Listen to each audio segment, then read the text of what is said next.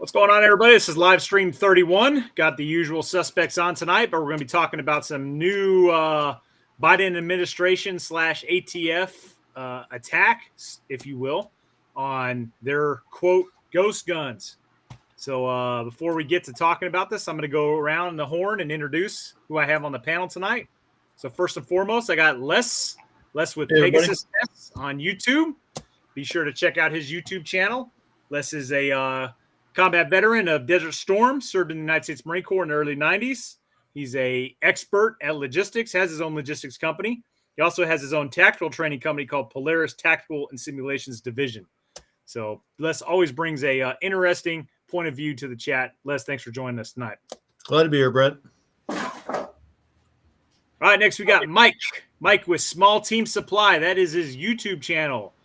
And Mike is a black hat instructor at the One Shepherd Leadership Institute and is actually the guy that got me involved in that. So I'm glad to have him on. He also has his own company called Klein Machining. You guys may have seen some of his work on my channel, the AR-RPK. And actually, we'll have another video about that coming up very shortly. There's also some videos on Pegasus Test. But Mike is a kind of a subject matter expert in building firearms and pretty much brings a insider's view to this conversation tonight. So, Mike, thanks for coming on tonight. Hey, thanks for having me. I wish it was under better circumstances, but it is what it is. Right. All right. Next, we got Bruce. Bruce at Camp Armament. That is his YouTube handle. That is also his Instagram handle. Make sure you guys check that out. Bruce is brings a civilian perspective to the chat. He's also a armorer. He does a lot of Cerakote work. He's done some amazing projects that you guys can see on his Instagram account. So be sure to go ahead and check it out. But Bruce is literally my right-hand man. You'd be hard-pressed to find a video on my channel without him in it. So, Bruce, thanks for coming on tonight, brother. All right, we got the good doc, Dr. Christopher Larson, original founder of the One Shepherd Leadership Institute, going 40 years strong. He served in the United States Army in the early days and served in Korea, 38th parallel, hooking and jabbing with the North Koreans from time to time. He's brings just a wealth of knowledge to this group, and he's an accomplished author. He's written many books on small unit tactics, and just an amazing asset to this panel. Doc, thanks for coming on tonight. Glad to be here.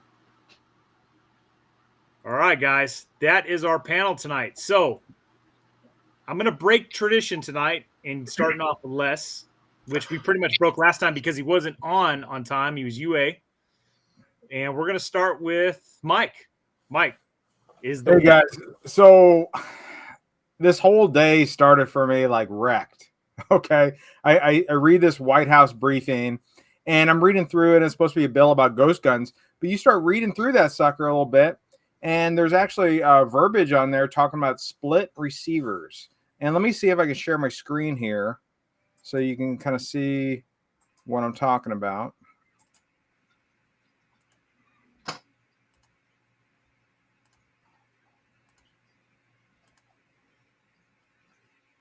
Okay, so this is the official White House briefing. And I got here and read really woke me up. So they're talking about split or multi-frame receivers. And they're saying, hey, over 90% of firearms in the United States today operate this way. And they're only regulating one half of it. And this has been a problem for them because there have been some legal court cases where judges have come out and said, hey, ATF, what are you guys doing? The legal definition of firearm doesn't apply to a lower or an upper. It applies to a component that can hold a barrel, fire control mechanism, et cetera, et cetera. So basically, how the law was written in 68 would only essentially apply to traditional bolt-action rifles, lever actions, slide action, like pump shotguns, so to speak, and things of that nature that use that traditional one-piece design that contains trigger mechanism, barrel, all the goodies, right? And over time, things have changed to where firearms are being produced that don't meet that definition. Even, your slide action traditional semi-automatic pistols don't meet the legal definition of firearm. So in a lot of regards, there was writing on the wall that ATF was going to do something as far as addressing this. And legally, the question is, do they even have the authority to? Because all laws need to originate from Congress. So this is them doing something that I think Congress actually is the only one that has the power to do. But their backs against the wall in regards to this.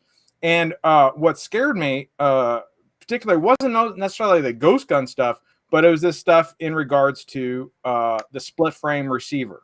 Now, if you go onto the ATF's website, you can dive down into it, and they got a document you can download. This thing is freaking 364 pages long. But I've been parsing through it like all day. I still haven't read the whole thing, but I pieced out some of the stuff that was really sketchy to me. And it looks like how they got this written is moving forward, any new firearm designs that they haven't already deemed this is the upper, this is the lower. If it's a combination of receiver firearm, they're going to say both those components need to be serialized. But anything retroactively that they already deemed a firearm, they took pictures, they drew an outline, like this is the receiver, this is the frame, blah blah blah blah blah. So it looks like it's not the end of the world, sky's falling like I thought it was going to be. This is, in my opinion, an overreach, but it's not the doomsday that my brain was wrapped around this morning.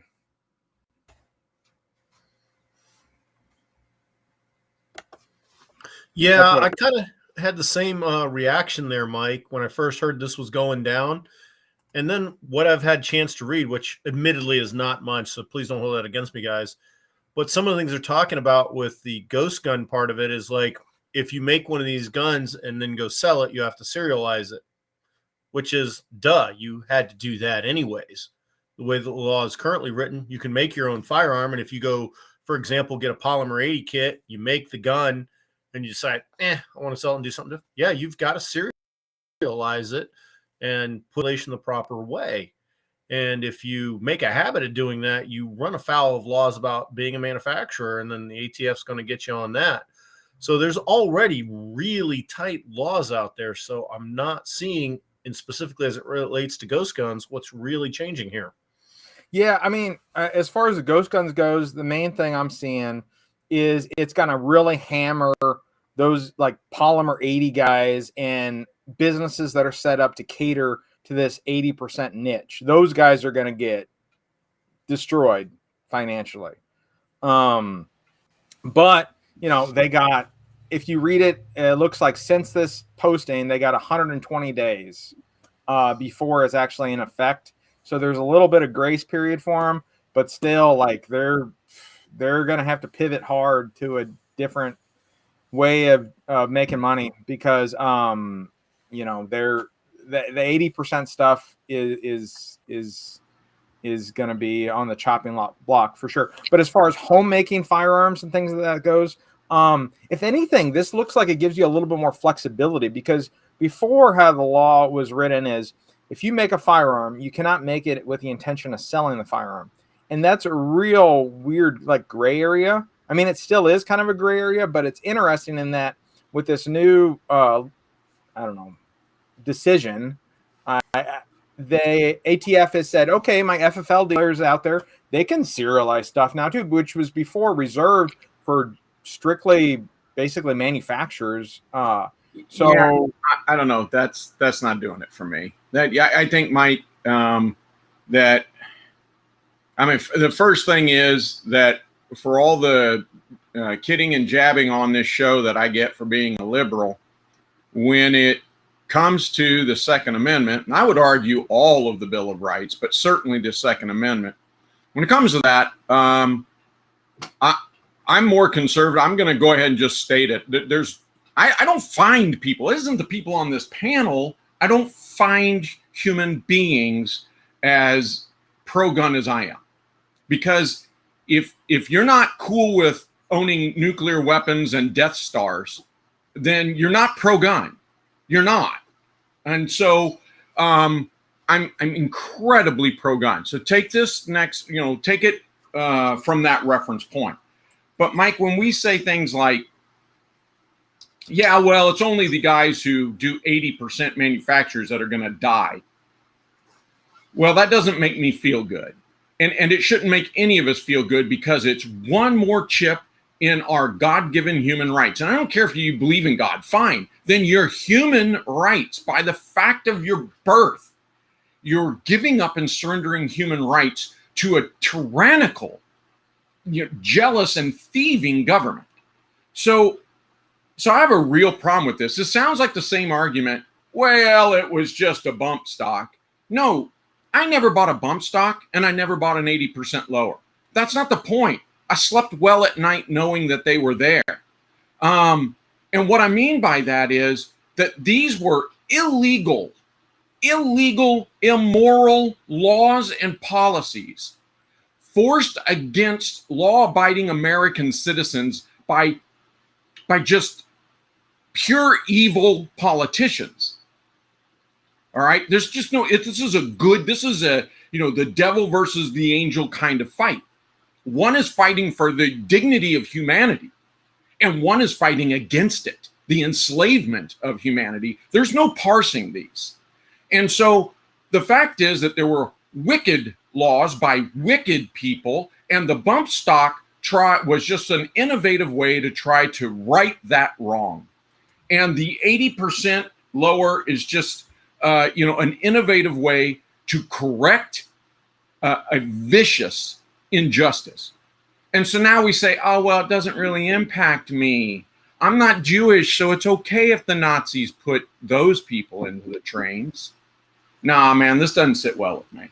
No, and I agree. It doesn't sit well with me at all either. And the truth of it is, these aren't laws. These are executive fiat, right? This is decree. It's not anything that goes through our legal structure of government. Even if it did go through a legal structure of government, it's a violation of the Second Amendment.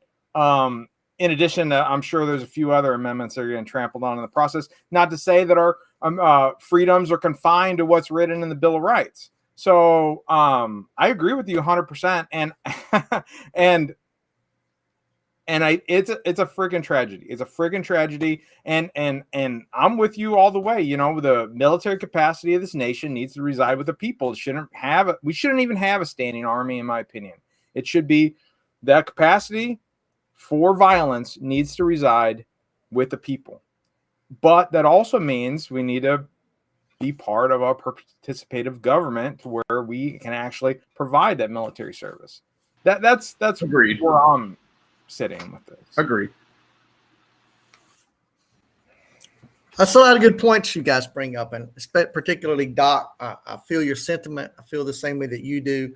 I think that some of the realities of how this unfolds, it's the government against us. It's the government against the people. It's kind of always been that way, and not just with firearms, but with almost everything, it seems, particularly taxation. But here's a situation where, much like Trump, Congress isn't going to do what the president wants to do. So he says, like Obama said, I got my pen. Meaning, I don't really care what your rights are. I don't really care whether Congress wants to pass a law or not. I'll simply write something into law, and I'll give the BATF the authority to change rules and encourage them to change rules, put a new director in place if I need to, and then we'll let the courts sort it out. And maybe the courts will side on the side of the people, and maybe they won't. And even if they do, maybe it takes a couple of years for it to even get there. So that's a couple of years you're denied your rights. But because I'm president, you can't touch me. Nothing to me. And if you threaten me, we'll throw you in jail. We'll bring you up. We'll bring you up under arrest. We'll call you seditioners or insurrectionists or terrorists or whatever the case may be. That's the situation that they paint for us and before us. This is one of those things where, I just constantly find our rights and our abilities being under attack. And I kind of ask myself, why are you attacking me? You know, and anytime someone who supports this kind of thing tries to give an example, I said, but that doesn't apply to me. You're not describing me. What did I do wrong? Why do I not get to have a bump stock if I want a bump stock? I never hurt anybody. Why do I not get to have an 80% lower if I want an 80% lower? I'm not a big fan of either, like Doc. The reason I purchased one 80% lower that I've got is because I wanted to build a retro clone out of it and put all the original markings on it and original serial number on it. I actually bought an 80% lower to serialize.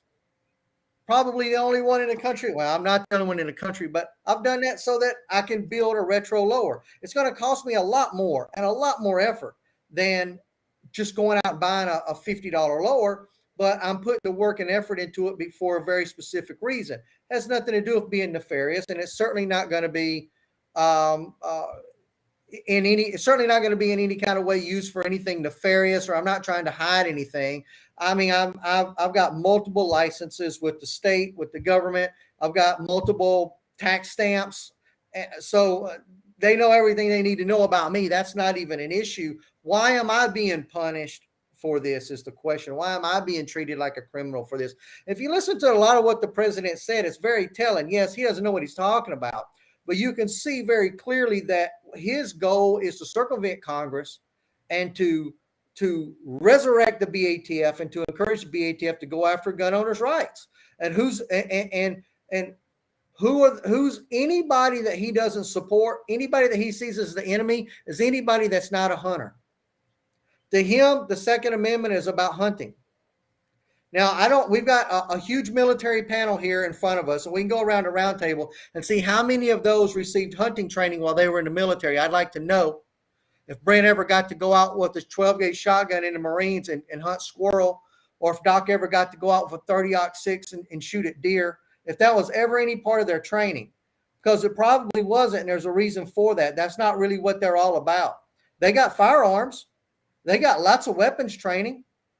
But how much of that was based on hunting game? Probably none of it. But that's very, very clear as to where the president's mindset is as to the type of gun owners he supports versus the type of gun owners people oppose. And I'll real quick here, I know there was a question here saying, what are ghost guns? Well, ghost guns is sort of like the title that they gave the Don't Say Gay bill. It was a cute little peer-tested set of words that they put together that try to demonize firearms that you make at home for your own use. And what's happened is with the advances in plastics that we have, someone came up with the idea and they said, hey, we can make a plastic gun. And they asked the BATF, when does a gun become a gun? And the BATF says, well, when it's 81% complete. So then they submitted their drawings to the BATF and says, is this 80% complete? And the BATF goes, yeah, it's not 81, it's 80. They said, okay, so it's not a gun. And BATF says, right, it's not a gun. They said, okay, so we can sell this to anybody because it's just a hunk of plastic or it's just a hunk of aluminum or whatever the case may be. And the BATF goes, right. And so then they start doing that and become super popular because with the internet and the availability to just download prints and people out there just seeking knowledge, and they can buy a drill press or they can buy a jig and they have a drill at home and a few drill bits. And if they put the work into it, then they can turn that 80% into 100%. And then they would have a functioning firearm. This has always been legal. This is nothing new. It's just become more and more popular as there are more and more gun owners than there have ever been. And as advances in plastics, technology, and knowledge have become available to everyone, that they can then come in and do this. 3D printing, Gary, that's another one. Trust me, that's going to be on the chopping block too, because a 3D printed gun is going to be treated the same. You're going to have to serialize that gun. And I guarantee you, that's not going to mean just writing some random number on the side. You're going to have to register that somewhere because, as Biden said, he wants to be able to track these down. There's not supposed to be a national registry, but apparently no one with the BATF has told him this, because he's saying he wants to be able to track down where every firearm originated. And once these firearms that are already out there that have been completed end up at a pawn shop or at a gun store owner or whatever the case may be, he's going to have to go through and serialize it at that point. And from that point forward, they're going to go, who sold it to you? Okay, we have a record of that. We now have a serial number on it, and we can track it wherever it goes for the rest of its life. That's the point of the government, is control And it's nothing more than control. It's not about saving lives. This isn't going to bring down violent crime. This won't have any effect on violent crime any more than the ban on bump stocks did, any more than the ban on machine gun manufacture did. This isn't going to have any effect on crime. Don't fool yourself. If you're out there and you think this is going to save the kids, next year is going to be just as bad as this year. Guaranteed. This is not going to have any effect on that. This just attacks those of us who are law-abiding and try to follow the law. I've taken up enough of my time. No, but I mean, to follow up on that, Bruce, the point is that, and people are asking, how many crimes is this going to stop? The anti-gunners aren't even arguing crime anymore. They'll put out some paltry, weak, easily disputed, well, this finding in this study done, and then you go and you look at the study and you say, damn, man, that study not only had some serious flaws, it's not repeatable. And so, any statistician, any researcher can go and look. And I mean, it's bad when liberal institutions are coming and going, look, I want to help you out here. I want to be anti-gun, but your study was horrible. Like, it just won't pass academic muster here. So they don't quote those anymore. For the most part, they'd be laughed out of the room if they tried to quote those things. So it's not going to solve anybody. It's not going to solve any crimes, and it's not intended to anymore. They're far, far. Meaning the anti-gunners and the politicians are far more open face about it, transparent about it. And it's like, no, I want things for me that I don't want you to have, you American citizens, but I, as a politician or a oligarch celebrity, I want things at my disposal and my resources that I don't think any of you should ever have. In fact, I'm going to go ahead and make this policy. And that's just it. We do have a king. We are not, well, especially with this one, but I would argue that even before this one, we do not have a representative republic anymore. And the president, at least since FDR, has been royalty. Okay? And so we have kings. And right now we have a demented king because he doesn't know what day it is. But nonetheless, we have kings. And so anytime you speak against the king, and this was very common in Europe, that's called sedition libel. All right, and you can go to jail for talking bad about the king. And that's what's going on right now. And that's where we're headed. So, like I said, the Second Amendment is the pivotal. Why is it the most important in the Bill of Rights? Why it's the most important?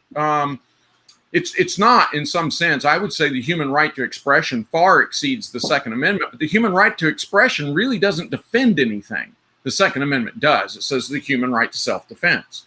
All right. So, yeah, we've got kings.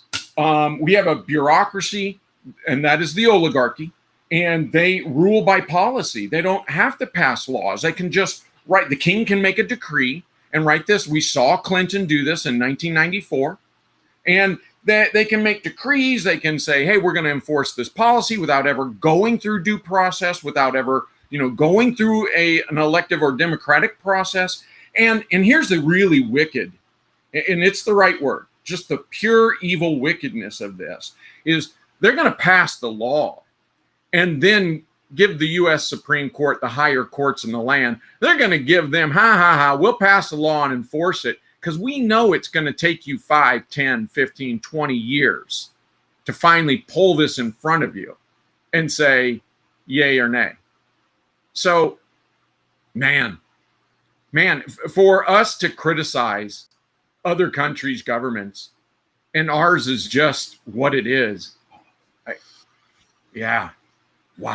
This is no different than a foreign country rounding you up, throwing you in jail for 2 years, and then deciding what charges that they're going to charge you with. It's the same thing. It's the old cop saying, you may beat the time, but you won't beat the ride. It's just as corrupt as that. Yeah, over these past couple years now with the brace stuff and the trigger stuff and now this stuff, it's like there's been a lot of times where I went to bed at night thinking I was perfectly fine. woke up the next morning and I'm like, oh, whoa. Am I now outside the law? You know, am I going to be a felon now? You know what I mean? Like, it's a terrible mind game to be playing on people. Like, just that in itself, you know, like generally they'll do the stuff and then they'll back down, but it's like, still, man, it's like they're really playing a freaking mental, you know, just beating you up mentally. And you know, it's not right. It's not right at all. And like you said, you know, this is outside the law. You know, whenever you have something going on that's going to affect large swaths of people, you know, does that make any sense at all for the executive branch to just be on a dime, changing their mind? They're very fickle. They're very fickle at that too. So it's just a terrible place to be putting people in, a terrible position to be putting people in. And you're right, and it's wicked. Yeah, it's by design. You know, they do that intentionally. They create this confusion and this red tape in gun owners' mind. In the case of us gun owners, they do it with the hopes that they'll frustrate someone into just not exercising that right, and that works. It's brilliant if you're a tyrannical leader of some sort and don't believe in the American way and don't believe in American freedoms. It works perfectly. I see it all the time. It's exactly what's happened with the registration of suppressors and short-barreled rifles. It's the reason that we have pistol braces. It's the reason that they're popular. Not that many people out there are handicapped and actually use them for the reason that they were intended to be used. It is there to circumvent short barrel licenses. And that's why they're so popular, because many people would much rather, if it was the exact same cost to have a short barreled rifle as it was to have a pistol brace, 99.99% of them would have the short barreled rifle. Why don't they? There's two things. One, there's a very slight financial penalty, a $200 tax stamp. But if you could just go to your local dealer and hand them $200, that's not even the problem. It's not even the taxation that turns people off. The problem is going through the paperwork process, filling out your form, dealing with the ATF, having to get photos sent in, fingerprints sent in, have them rejected. A 6-month delay turns into a 1.5-year delay. I deal with it constantly. I never have less than 3 stamps pending approval ever. It's a constant rotation for me.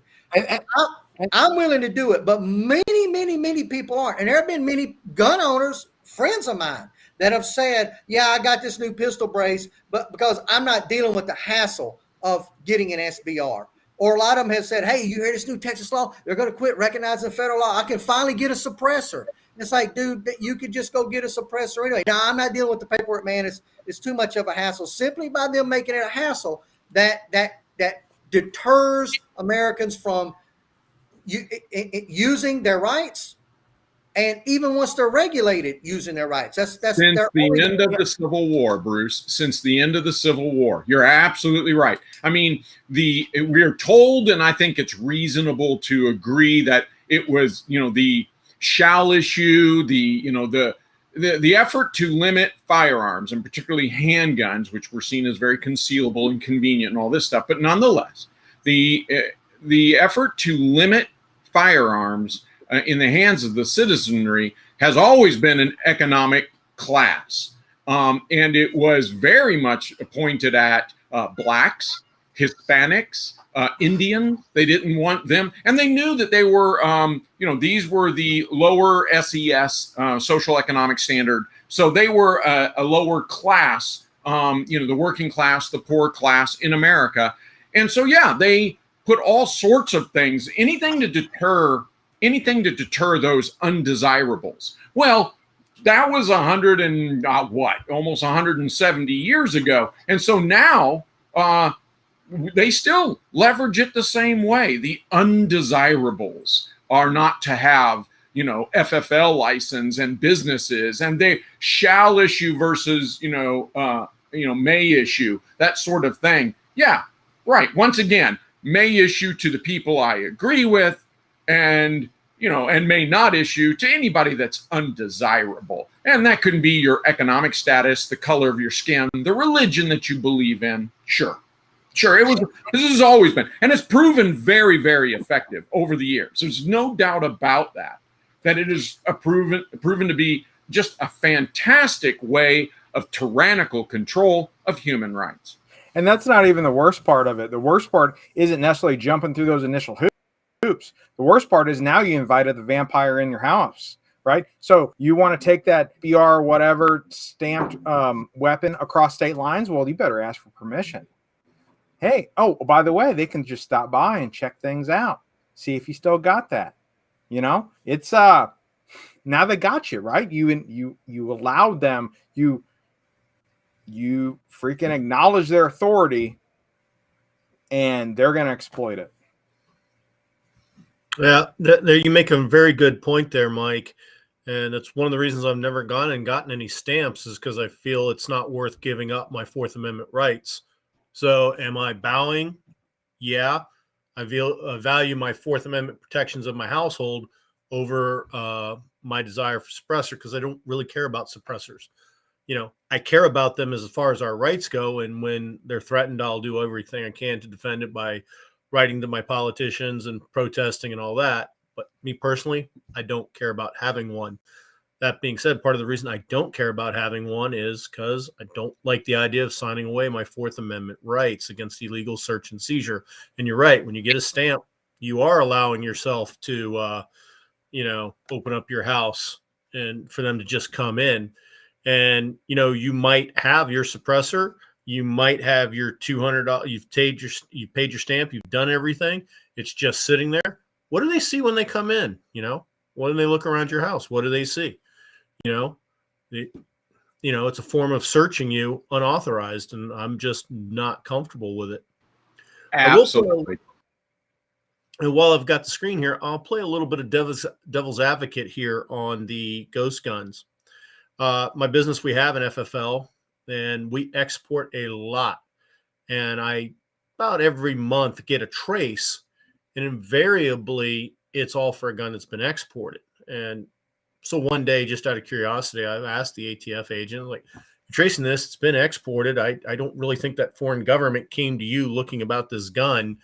And they said, no, what's happening is so many gun manufacturers, especially the customs houses, where they'll buy a gun, rip all the OEM parts out of it and put all their parts into it. And then they sell those parts to the people making their own firearms. And what happens is one of these ghost guns comes up in a crime and it's covered in serial numbers. It's got the serial number on a slide, on a barrel, and other parts. Like, go look at your Glock. A serial number on the frame. There's also one on the barrel. There's also one on the slide. Hell, some of them even have on the inside on some of the internal parts, depending on the particular model. And that's what comes up in a crime, and they're tracing. So serialized self-manufactured firearms are turning up in a lot of crime, and because of that, certain politicians are feeling compelled to something. I don't think they should. I disagree. But I think that's where the impetus to do something's coming from. That and Joe's having an utterly disastrous year, and he needs to try to find a win somewhere. That's a good point. Is that this is a lot having to do with him not accomplishing anything. And he's got all of these leftist groups out there that are wanting him to do something for their interest. And so he gets a few boo-hoo-hoo parents come up that have kids that have been killed through firearms and stands them up in front of everybody and then says, I'm here to save you because I feel your pain. I'm creating these laws, restrictions, whatever for you, even though they don't have anything to do with the death of those people's child. It's good for television is what it is. And so that's what he's doing. He's grasping at straws. And then I guarantee you that he'll stand up when the next election comes and he'll say, I did the right thing. I went out there. I attacked those criminal gun owners, and those ghost guns are so bad now. They're ghosting everybody. They're sneaking into their homes and they're killing them in their sleep because you can't see them. They're ghost guns. He'll get out there and he'll say all of that. And people that don't know any better, or they're already leaning anti-gun anyway, they're going to be like, all right, well, that guy did do something for me. Maybe I'll vote for him, because again, he's having a disastrous year and a disastrous term as president. The whole party is. So that is certainly a big motivation. I have no doubt that he doesn't feel that passionate about this. It's not something he's really talked about that much going back in his past history, but someone polled it and said, hey, maybe you can do this through executive action. And we'll count it as a win, as one of those things that we can go on the news for the next couple of weeks and say that we did that was right. And the mainstream media, although they support the firearm ownership of all the civilians in Ukraine, will somehow demonize all of those of us here in this country again. So I'm not surprised about that. The question that was posted earlier, I asked Brent, pop that up, which was I forget now. I'll come back to it, guys. I'll come back to it. You guys go ahead. Follow on what you're saying there, Bruce. Biden gets another win out of this and stuff, because if he does it and they start enforcing it, his other win is this. If he loses in 2024, anybody think whoever that challenger is that defeats him is going to go first order of business? Oh, yeah, and Biden's executive order here on guns, yeah, I'm rescinding that today. Anybody willing to bet that's going to happen? Now, probably not. I thought about that myself too, because even a Republican, even Ron DeSantis, is he going to go out there on the campaign trail, regardless of what his personal beliefs are? Is he going to say, I'm putting ghost guns back out on the street? I'm putting bump stocks back out on the street? That'd be the mainstream he won't get elected if he does that. Well, it'd be the mainstream media's wet dream, because then they would run nonstop videos of people that were killed in the street, saying that he loves crime, he loves murder, he loves killing people's kids, he loves shooting people up outside the Mandalay Bay. That's what they'll do, even though it's completely inaccurate. That'll be the narrative. But he would get my vote, Bruce. He would get my vote. I'm not going to vote for Ron DeSantis. I'm not going to vote for a Republican, an anti-gun Republican. They're just all the same. They're Trump, they're Bush, they're Reagan. They're all anti-gun. Look at the anti-gun laws, and you go, oh, yeah, there's just as many Republican presidencies as there are Democrat presidencies. They're running neck and neck on their anti-gun. So he's not. Now, he runs on, I'm going to repeal the NFA. This is done. We're done with this nonsense. I don't care how long your barrel is. So you have a short barrel, a long barrel. You have a really fast trigger versus a really slow trigger. I just a noisy gun versus a quiet gun. Who cares? Don't care. We're done with that. Let's just get rid of that. He just won my vote. He won my vote for. I don't care if he runs 8 times. I'll vote for him every time. Well, Doc, it sounds like you and I want to write in the same candidate for president, Ted Nugent, because he's a big gun guy. He's a big freedom guy. Has always been all about it. And people ask me, they say, Bruce, you wanted Trump as president, you wanted Reagan as president, you wanted Bush as president. I'm like, no, I wanted Ted Nugent or someone like him. Ideally, I like myself, because of the problems I could solve in this problem. If I was king and not president with my mighty pen, the problems I could solve overnight. But no one will vote for me, and no one will vote for Ted Nugent. You could always let him run and vote him in, but he's not going to connect with enough people. Yes, he'll get the gun people, but that's not enough people. And not just gun owners, but there's a lot of gun owners, the vast majority of them, that firearms aren't even that important to them. Yes, they have one. They have one in case they have to protect themselves, or maybe they're a hunter, or maybe they're a long distance shooter. Maybe they're a black powder collector. All kind of gun owners out there. I don't know. Not enough of them to vote him in, because if that was the case, there would be someone that just ran on that as their main platform, and there hasn't been in my lifetime. I can't think of a presidential candidate that's ran on firearms. Look at it this way, Bruce. You got X amount of percentage of the population over here says, yay, I'm a progressive liberal and I want a Democrat. And you've got X amount of percentage over here that goes, yay, I'm a Republican and I don't like anybody but people like me. And you've got the rest of us in the middle, okay? And let's pretend it breaks into something akin to 1/3, 1/3, 1/3. Now, a Republican comes up here and he says, all right, I'm going to be pro-gun.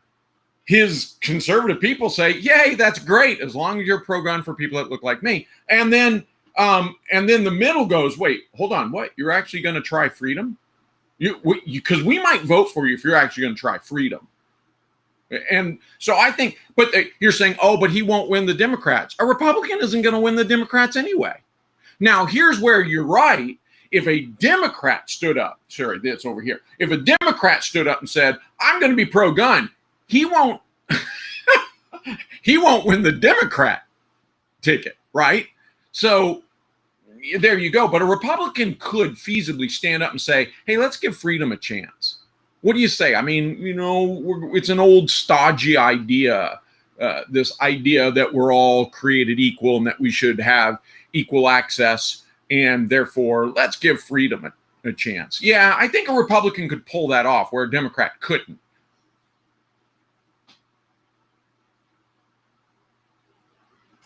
Yeah, maybe. The older I get, the more I think it's two wings of the same bird. I can't believe there's actually a moment of silence. I think we all think that, though, that the two wings of the same bird, because again, we're not getting what we really want. I can't remember the last time that a real constitutionalist on the level of one of our founding fathers, if you will, ran for president or even got to run for president. I'm sure those guys are out there, but they don't get anywhere. There's just not enough support for them. They're demonized immediately. Well, that's one of the things. It's the way our system's set up. Look at it. When the next election comes, when we actually start voting, it starts in Iowa for some arcane frickin' reason that makes no frickin' sense. But in 2016, there were 17 Republicans. And I think after Iowa, there were 12. And after New Hampshire, it was down to 8. After Super Tuesday, they were down to 3 or 4. It's constantly necking down. And then as that choice that you have, that pool gets smaller, your options are limited. And in the beginning, when you had 17 Republicans and 6 Democrats to pick from on election day in Iowa, you had a lot of choices. And there was probably somebody out of that big group that kind of really fit what you liked. But, by the time after Super Tuesday, you were left with, hey, there's 4 guys left, and I got to pick from the 4 of them. Which one makes me puke the least, basically, is what your choice was. Yeah, Les, so that's this is one of those, well, we'll have to destroy the village to save the village. If we were going to do something like the clean, simple way is to literally outlaw political parties. Just make them illegal. Oh, you're a political party? You're going to prison. And so there you go. Now, the other way to do that isn't quite as clean, but winds up having the same impact, and not only gets rid of, has that impact, because getting rid of parties also gets rid of gerrymandering. Okay, so it solves more problems than just one. But the way to do that is a single transferable vote, the STV. And the STV, there's great stuff out there. There's a video, I think like a 5 or 7 minute video on YouTube, if you guys look it up, that shows like the monkeys. It goes into the jungle, says, well, the lion's running for president, and the monkeys and the porcupine and, the giraffe and all this other stuff. And so what happens is you don't have to eliminate them anymore. Even if you keep your party, even if you insist, no, I want my parties. I like controlling other people and telling them what to do because it makes me feel special. All right. Even if you do that and you want to keep your party, the single transferable vote says, well, there are 18 Republicans to choose from for president, and there are 14 Democrats, and there are 8 Libertarians and 3 Green Party. And guess what? It doesn't matter what party they are. You go a single transferable vote, literally, there's an algorithm that you go, well, of these 44 people, here's who I want to be president. But if she can't make it, then I want this guy. And if he's bumped out, then I want this guy. And what happens is it continues to go from your most preferred to your least preferred until someone wins. Okay. And it's a pretty clean algorithm that allows this. Now, of course, it's computer based. So that also presents some problems, but not insurmountable problems. And in this way, the 18 people that the Republicans start with come November, that's who we vote for, as well as every other party. There you go. How about that? Now you've made parties irrelevant. The 2 parties are going to oppose that, Doc. Failed. Yeah, it's like if you look at the British system, it's done by postal code. And the moment somebody wins over there, they go, oh, this is a horrible system. We've got to change it, until they realize that's what got them elected. And then that changing that postal code system goes out the window. And same thing here. It's not going to change because everybody who's holding an elected office, regardless of party, is there because of the current system. Yep. Well, so someone asked in the comments there, which should be more heavily regulated, sex robots or firearms? And it's funny they asked that, because I would say with a straight face, look at the implications for humanity, and sex robots should absolutely be more regulated. And I didn't say banned. I'm totally not for that. In fact, if I'm voted, you elect me for president, there's going to be a sex robot for everybody that wants one. Anyway, I will subsidize the living hell out of that. I'll sell off a couple of nuclear aircraft carriers just to get everybody sex robots. All right, but they should be more. We need aircraft carriers. How about sell off California instead?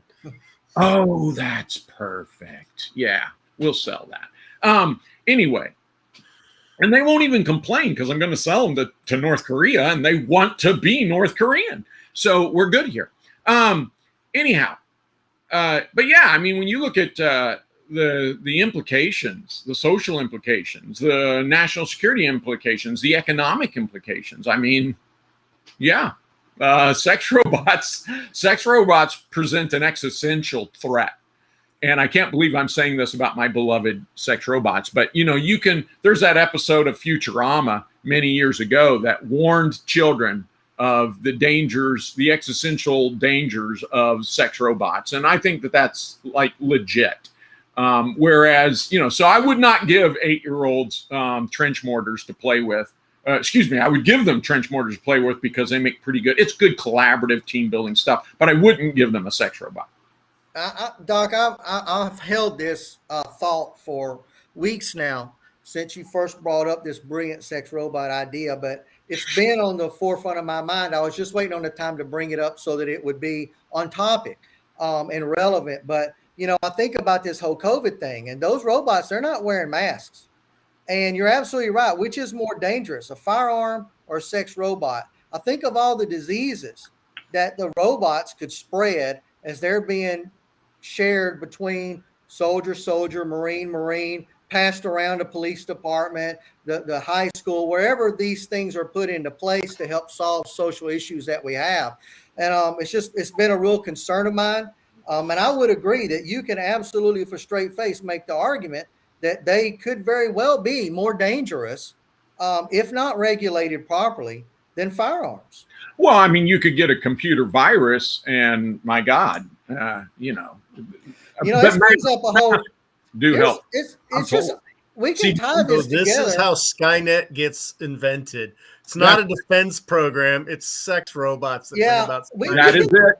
We can tie this together. That's what Fossey is saying. Look, Skynet and computer viruses. You've got to wear a sealable, mask.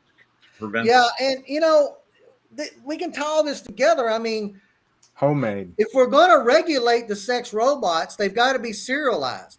And someone's going to then develop the ghost sex robot. And we're right back where we started. We've got these unregulated, unserialized devices floating around out there that have the potential to bring harm to people, maybe entire families, just depending on, maybe there's only one per household. I don't know where these things are going to lead, but it's certainly opened up a whole nother can of worms that you may very well see that the BATFE turn into the BATFER, so that they can cover these robots as well. I'm not sure. What do you think, Brent? Brent, it looks like Brent's got I'm calling a ceasefire because we're way high into the right here on topic. So to get us reoriented. Wait a second, Doc's confused here. How can sex robots never be the topic? Oh no, we're way high into the right here. So hey, just to get back on topic, guys, I want to remind everybody that the same party, the Democratic Party, is the same one that watched buildings burn and wanted to defund all the police departments and all this other crap that happened from the George Floyd riots. And here they are touting that, regulating, quote, ghost guns is going to reduce crime and all this other crap. Since when did the Democrats care about crime? It's all about control. And to go back to the question that was asked before, because I did remember it, The question was, why do I have to pay a $200 tax stamp and get a background check every single time that I want a regulated item? Well, the answer is simple. I've already covered that, because it's discouraging. I've got friends that have one tax stamp. I got a friend right now who's got a tax stamp, and he realized he's going to need another tax stamp in order to turn a pistol into an SBR. And he's like, man, I don't even know if I want to deal with that. He's like, man, when you go and you decide to convert yours, you let me know. I'm going to need you to walk me through the process, because it's a big pain in the butt. It's all about convincing people, deterring people from going through the process. The process is bad enough. It's already an unconstitutional process, but they're not finished there. They go, let's just make it even more complicated. Let's make it so that even if someone wants to go through the process once, they won't do it again. It's a perpetual attack on our rights, no matter how compliant as a law-abiding citizen you want to be. And Brent, I'll take up the gauntlet you threw down. If you'll recall, back in last year when we were talking about the Kenosha shootings and Kyle Rittenhouse, I said then that one of the things was that the AR-15 that he used, the firearm that he used to defend himself, and it was absolutely self-defense by a jury of his peers. And of course, we all knew that before it ever went there. Never should have gone to trial. That's not the point. I digress. The point is that I said back then, this has the Marxist seething. That has them seething because the Second Amendment was used exactly the way it was intended. Groups of citizens banded together to stop a violent mob, and up to that, we can say not just property violence, guys, a murderous mob. The Independent UK newspaper said, reported something like a minimum of 44 people had been killed in these demonstrations, BLM and Antifa demonstrations over a course of something like 4 years. 44 people at minimum were reported killed by these people. And so, and in these demonstrations. And so, yes, when citizens band together and use deadly force to stop the Marxist, brown shirts, and you said, well, who are the Marxists? Well, who are defending BLM and Antifa? Who is championing BLM and Antifa? And if you say, well, the Democrats were, then you're absolutely right. That's who the Marxists are. And they showed their colors, and this infuriated them that anybody dared to exercise their human rights to stop the brown shirt Democrats. And that's, again, I'm calling a duck. That's who the Antifa and BLM, they're the brown shirt Democrats. And so, yeah, I told you there's gonna be some fallout because of this. They were just furious.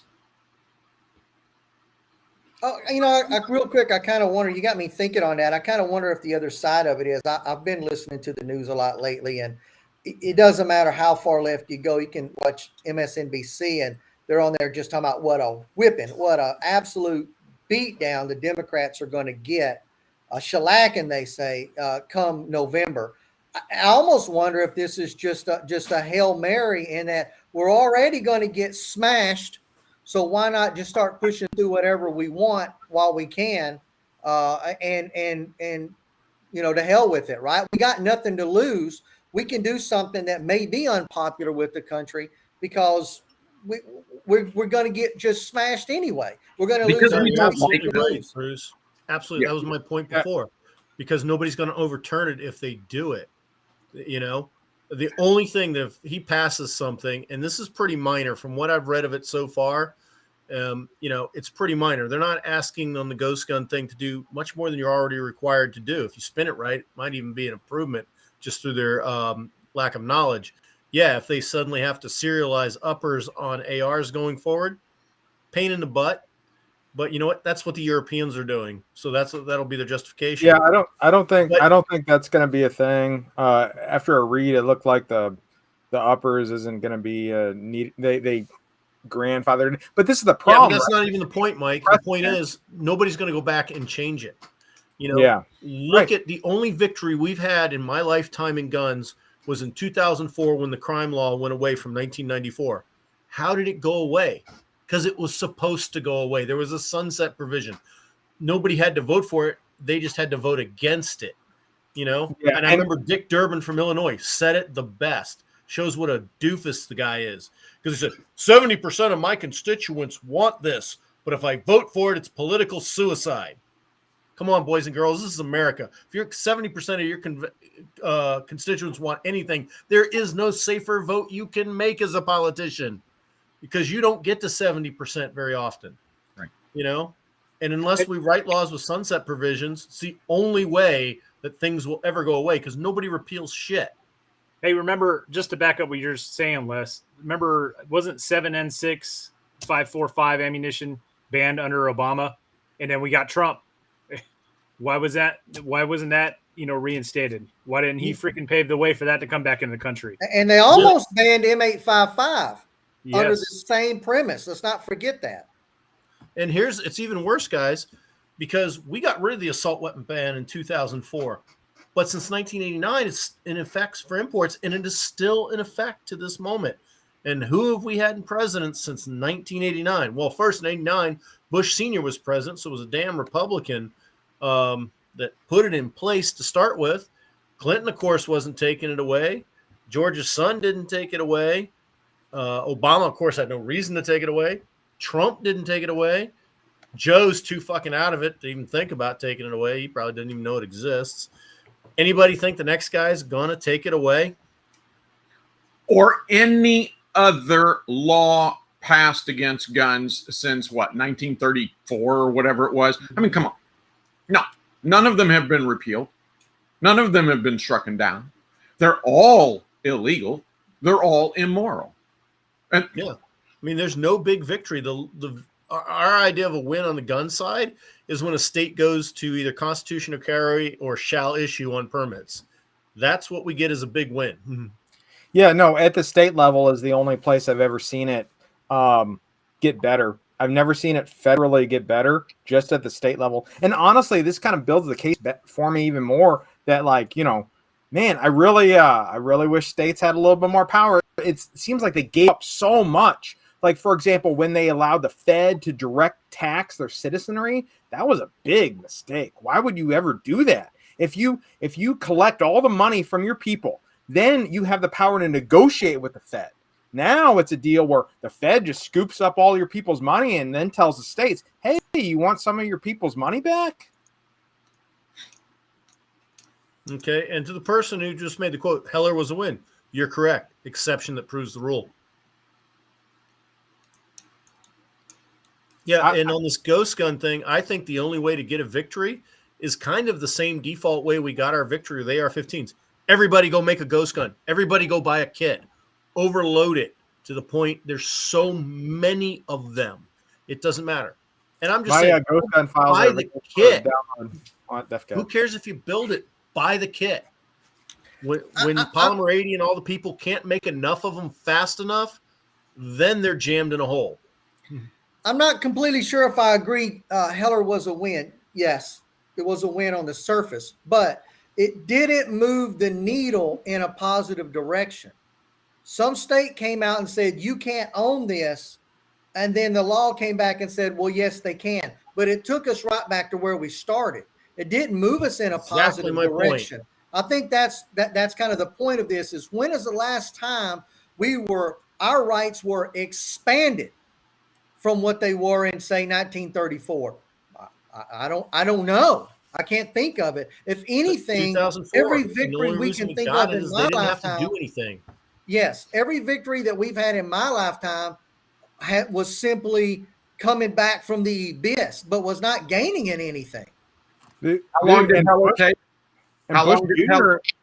I'm sorry, Mike. Real quick, I'm just saying, real quick. Bush Jr. in 2004 said he would sign it back in the law if Congress put it on his desk. Ronald Reagan, remember the Firearm Owners Protection Act? That's why we can't own $200 machine guns. Yep. And here's another thing Ronald Reagan did.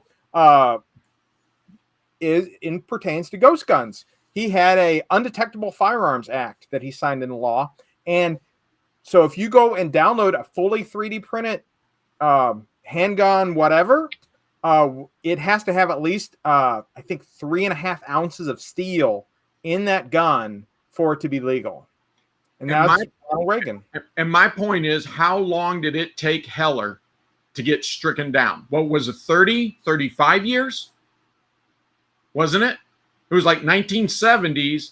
And then Heller was, we had one in 2008 in DC, and then another one, I think, 2010 in Chicago. But both of those were in those illegal, immoral laws were on the books, being enforced, and people were losing livelihood. People were going to prison. You know, when they, I mean, here's what you need to do. When the Supreme Court comes out and says, hey, yeah, that's not constitutional, then all the people that were in prison need to be like just compensated unbelievably by the very governments that sent them to prison for a BS law, right? That we just need to financially devastate state and federal government until they come to heel. So I don't know that. So Heller was a win, I guess. Yes, I am going to say that. I was very happy to see Heller go, win. But I'll say, sure didn't help people for 35 years. Well, it goes back reinforcing what Bruce said. It just resets you. It didn't give you anything. It just gave you back something you lost that you should have had anyways. You know, I don't see anybody actively. Like we always hear about the Hearing Protection Act for suppressors. Who's the person in Congress championing that? Nobody. Yeah, you can't even name it. You know? And that's Kaiser's comment there. I asked Brent to highlight it. It says, we've gained more grounds with our gun rights in the past 20 years. No, Kaiser, we're gaining back ground that we lost. If you go back in time to 1933, you have more rights than you have today.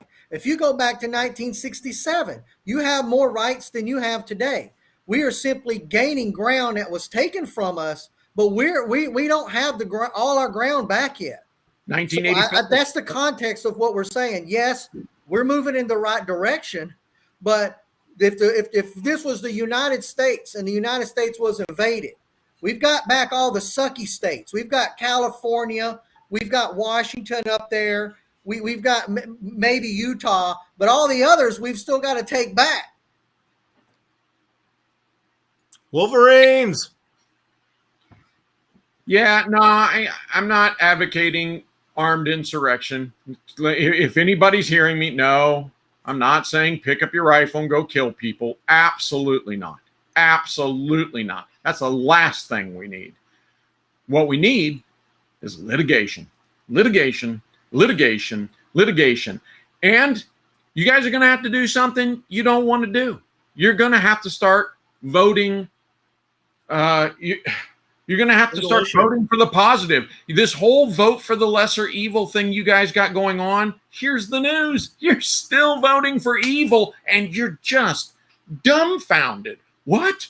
My Ronald Reagan was anti-gun? Yes, of course he was. He absolutely was anti-gun. Just as your Trump was, just as your Bushes were, just as, keep going. I'm telling you, the Democrats are not the only ones who are anti-gun. They're all anti-gun. Why? Because it empowers you, the citizen. You're going to have to vote for people who believe in freedom and liberty. Good luck with that. Here's the thing. As much as we hate two-party system, that's what we have. I mean, that's what we have. You know, it's either going to be a Republican or Democrat. There's not going to be a libertarian president. Not in our lifetime anyways. So you have to vote. Why? Because when was the last time there was? When was the last time we had one, Anderson, Doc? Perot. I They voted didn't for work one. out so well. Teddy Roosevelt. But we got Clinton because of Perot. We know that. That's a fact. Yeah. So you have to vote the best possible candidate running on the Republican side. That's not communist, for lack of a better word. I see people saying bullshit, but prove me wrong. Where's history show that there's been a third party? This is what we got, guys. The GOP is the grand old party. It's going to be a Republican versus a Democrat.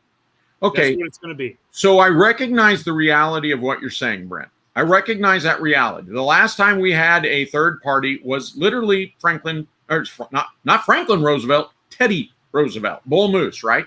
So it's been a minute, and the odds are long and hard because you cannot convince people that doing the same thing and expecting different results is insanity. They're like, no, it's working.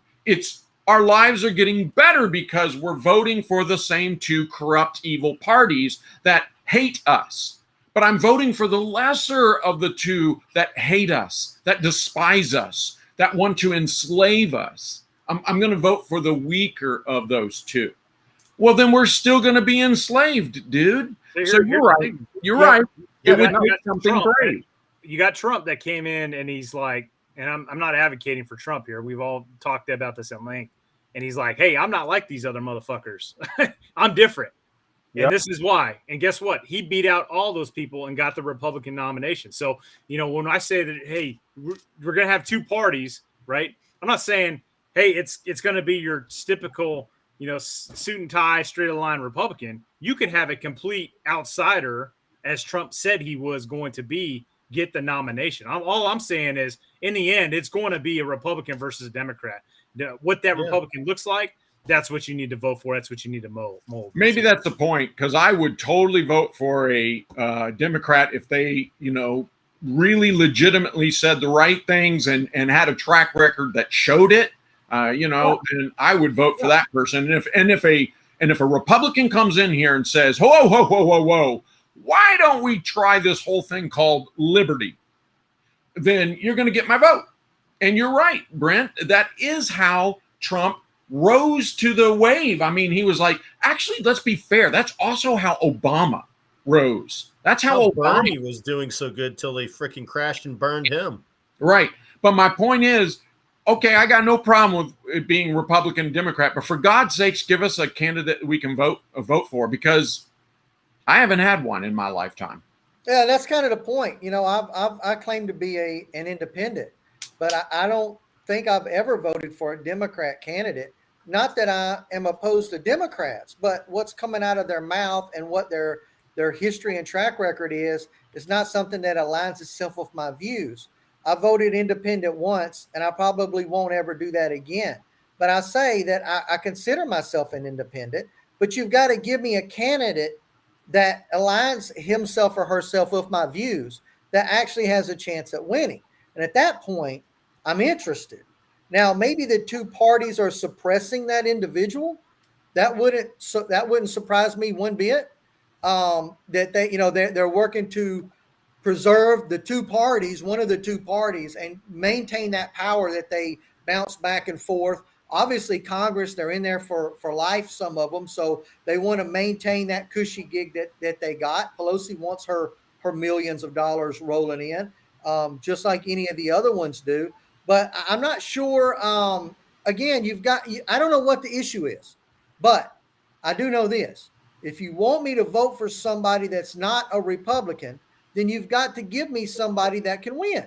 That's all. And they can have any name over their head that you want. It can be, again, Ted Nugent that says Freedom Loving American Party. I don't care what you call the party. I don't care who it is. Align yourself more closely with my views, which a big part of that is Second Amendment. Typically, that's the first thing that I ask myself is, where is somebody on the Second Amendment? Because for me, I believe that the most important right we have is the First Amendment. And I believe that the First Amendment is solely dependent on the Second Amendment.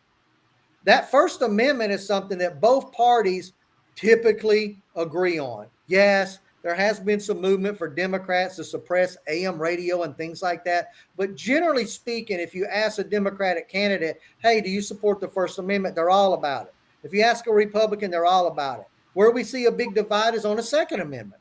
And so that's where I can go to my second checkbox and see where somebody stands on the Second Amendment.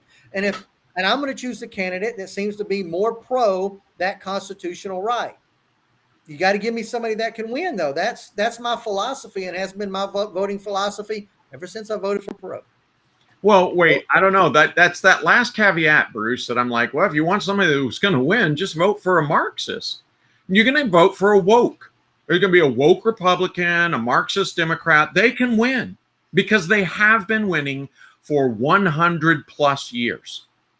So that's who's going to win. And if that's what you want, it's going to take bravery. You're going to have to vote for someone that, you're going to go, man, I like this guy. He says the right things. I'm going to vote for him. And I don't care what he has over his head either. I'm like you on that, Bruce, but you got to vote for the guy that you say, no, this guy. Let me pull Lunatic Rider's comment real quick. It's already scrolled down, but he basically said, you guys on the panel, you're all about voting, get your heads out of your asses. That's not doing anything. Lunatic, what are you doing, bro? Why are you here posting on this thread? Why aren't you out there getting something else done? Whatever that something else that your tough ass thinks it's going to be. Go do it. Go be somebody. Go start the revolution or whatever it is that you think is going to happen. I'd like to hear your suggestion as to what we're going to do different. I get soapbox, ballot box, powder box. Which box are you at, son? Because you're over here typing away on your computer. I get you, man. And I might be with you. And if we reach whatever point that is, whichever one of those boxes it is, I'm there with you. But we're not there as a country yet. And until we reach that point, we are where we are. Yeah. If we're still at the ballot box, we're still at the ballot box. What you're listening to right now, this is soapbox, son. That's where you're at.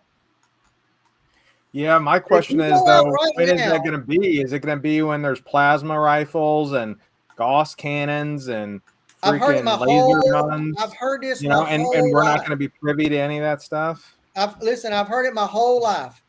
My whole life, since I was a teenager and first got involved in this, somebody's always talking about getting out there and getting something done. And I've been in situations where things almost did go out and go hot, but they didn't. And honestly, in a lot of those cases, it's good that they didn't because it wasn't for the right reasons. There was a lot of misinformation out there. People thought literally we were at the end of the world, and we weren't. And so I've learned over a long period of time throughout my life to be a little cynical on that, to sit back a little bit, take a breath, think this through. Is this really the moment where stuff's going to get done and we are beyond the ballot box? I don't think we're there yet, and the country doesn't think we're there yet. If we are, that's fine. But I don't, and I'll join you. I'll be right there with you. But there's no leader leading that, and until there is, and there's not been one in my lifetime. And until there is, that we're not there yet. So that you calling us I agree with you 100%. We're somehow not patriotic because we're telling you to get off your butt out there and get out there and vote. That's just not the case. My question though is, when is this going to be a bow and arrow?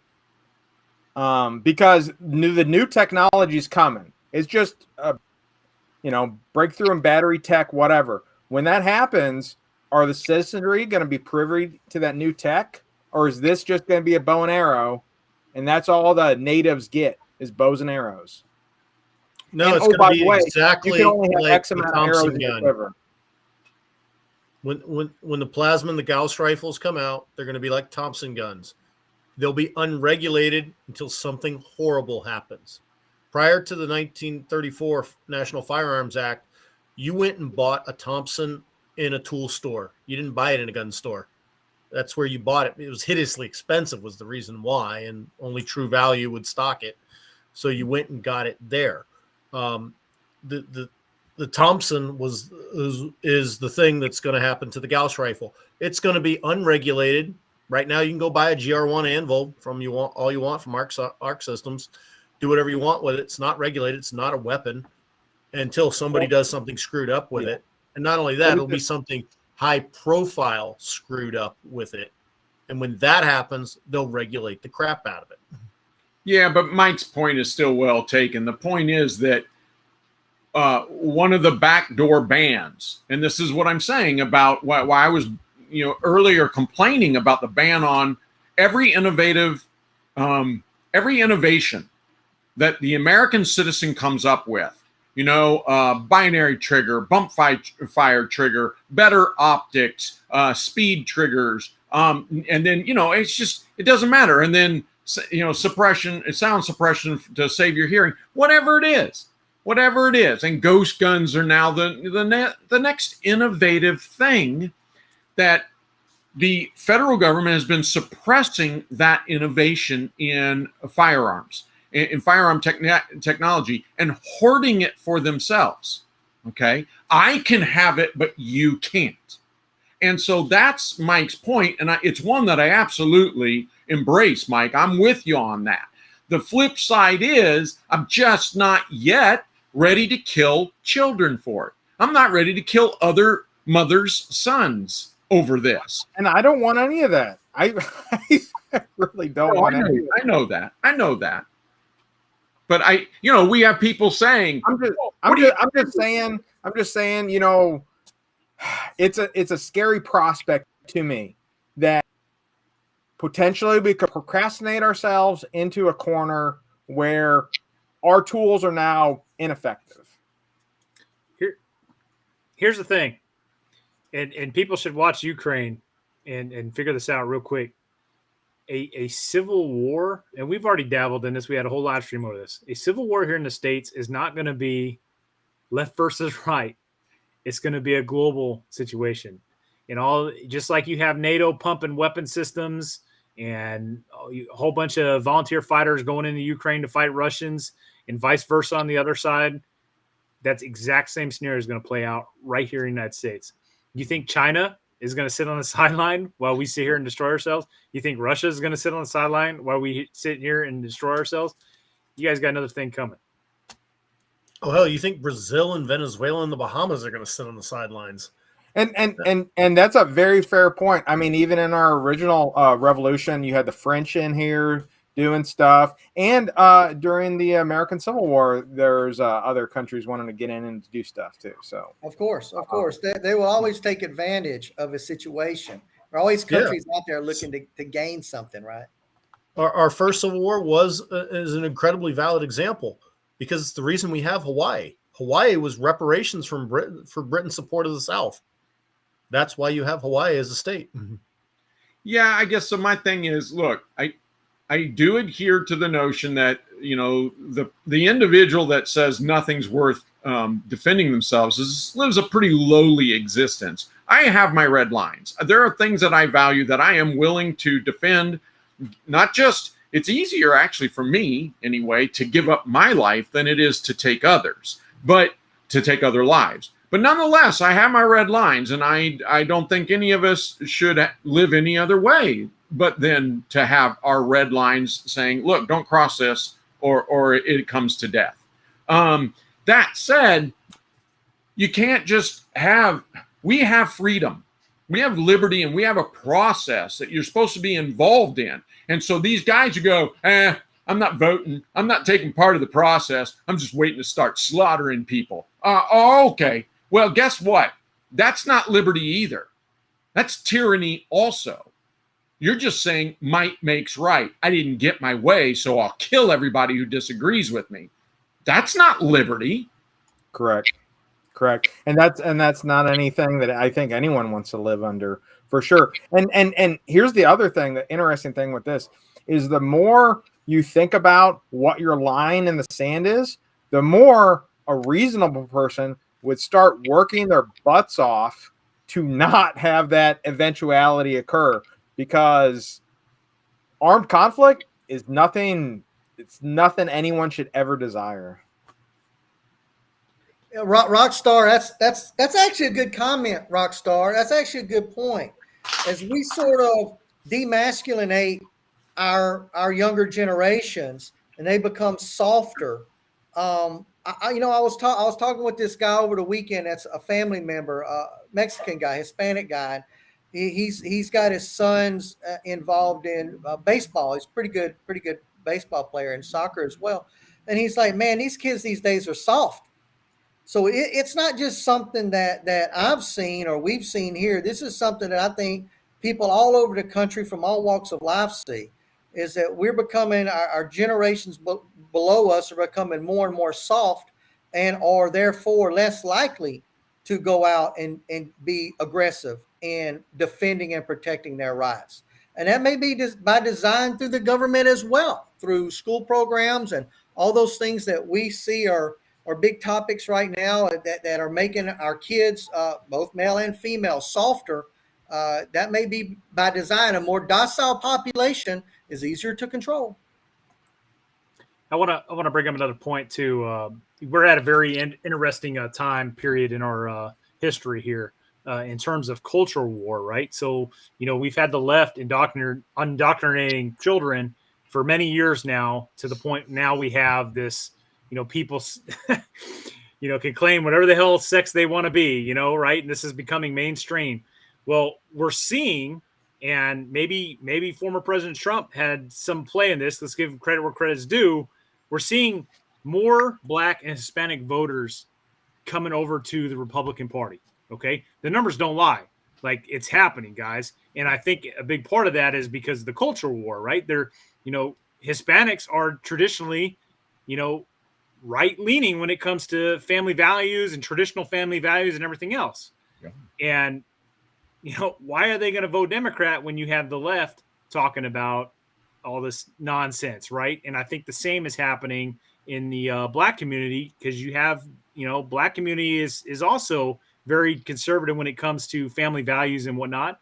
And we're seeing higher rates of Black Republican voters nowadays. Now, I don't know if that's because of Trump or what, but we're seeing those trends going in that direction because the left is reaching so far with this culture war. So I don't know, guys. It's pretty interesting, and I think the next couple decades are going to be very eye-opening. Yeah, Brent, I'll second exactly what you said. I don't know the social reasoning behind it, but certainly Black families, typically speaking, they're not down with all that gayness, man. They're just not about it for whatever reason. I don't know, but they're just not. You can poll them, and they're not down with it. Hispanic families, they're almost, I don't know, I just throw a number out there, 90% or better Catholic, and not gay New York Catholic. I'm talking about old school Catholic. And they're not down with that either. All right. You don't have a lot of priests down in Mexico messing with little kids. I'll tell you that right now, because they handle it differently than we do up here. I'm just saying that it's just different. It's just a different generation, and they're not down with all these social, gender, sexual issues being pushed on kids. And they do tend to vote, and when that's misaligned with their ideals, particularly we're talking about particularly mothers, they'll vote against that stuff.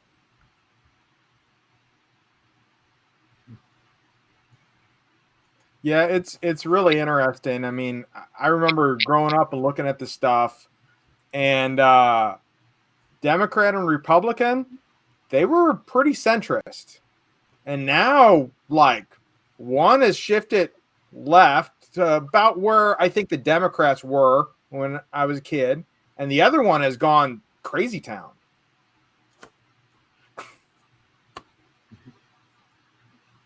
Yeah, I mean, it's the decay of American exceptionalism. And let me hear me out. I don't mean whether or not America ever was exceptional or is now. That's not what I'm talking about at all. I accept that. I firmly believe that we were and we still are. But that's not the point. The point is, does the rest of America believe? In aggregate, do we believe that America was an exceptional place in humanity and in our history? And are we still? And so the answer now is that what we teach, what we indoctrinate our children to believe, is that America was never exceptional and that we are not now. And that are we now issue is, you can see, we are clearly trying to become like frankly, the European cultures and nations that we left, that we rejected. And that, frankly, for 100 years championed America as like the beacon for the rest of the world. But then we said, let's go more like them. I think American exceptionalism, really existed up to and through World War II. And then you see it in the golden age, often the 50s are called this. But the Truman Doctrine did say at the end of World War II, we're going to try and elevate our neighbors. And that was a wonderful, enlightened thing to say. But we've lost our path there, because we do teach our children that America was never exceptional, that America was brutal and oppressive, and that only if we become more like the tyrannical governments of Europe will we ever achieve enlightenment.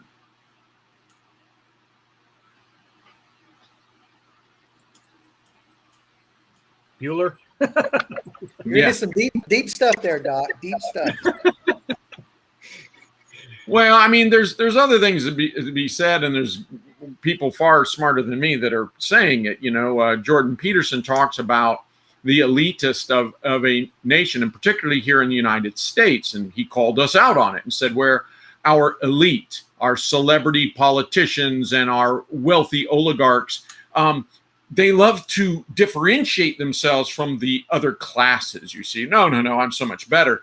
And whatever their soup du jour, right? If this is the 1850s, it's abolition. Oh, well, we should have given. And so that's how they separated themselves. And eventually people said, well, I want to be seen like the elite.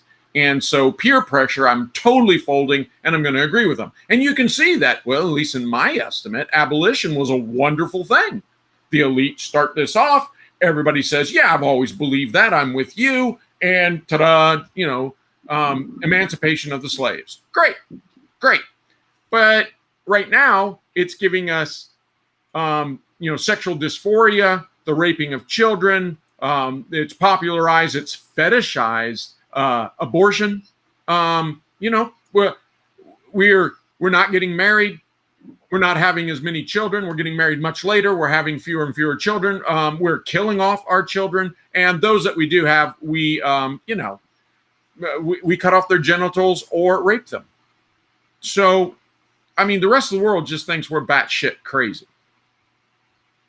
Are they wrong? That's what I'm saying, man. Crazy time. I think they've always thought that, but maybe for different reasons. You can talk to anybody from Europe about their thoughts on Americans, and they clearly cut us out completely differently from any of the other European countries. I wanted to talk to I'll talk to real quick. We're getting some bad echo, so if you're not speaking, please mute your mic.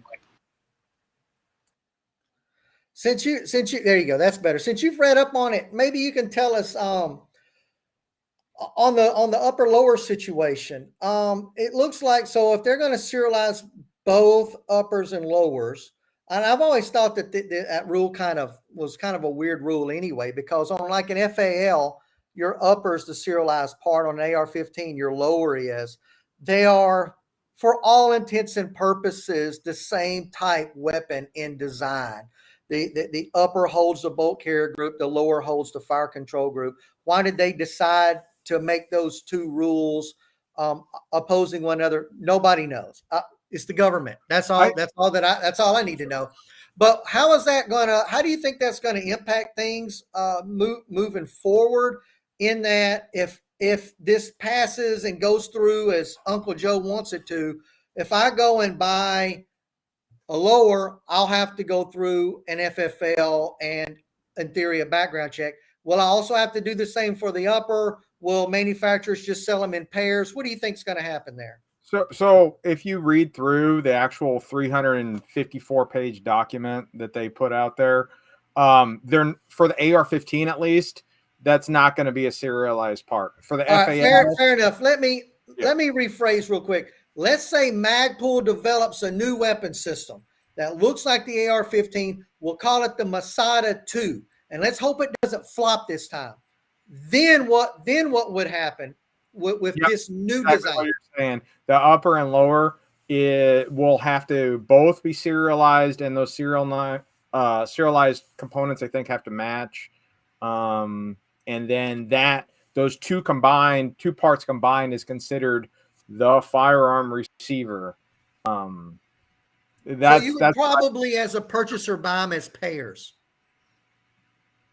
It's Yeah, hard you'd to have say. Like in Europe, you have to have serialized parts. Like in Poland, on an AR-15, the lower receiver has to be serialized, the upper has to be serialized, the bolt carrier has to be serialized, and the barrel has to be serialized. But the funny thing is, they have it all matching numbers, but nothing says you can't switch out your upper.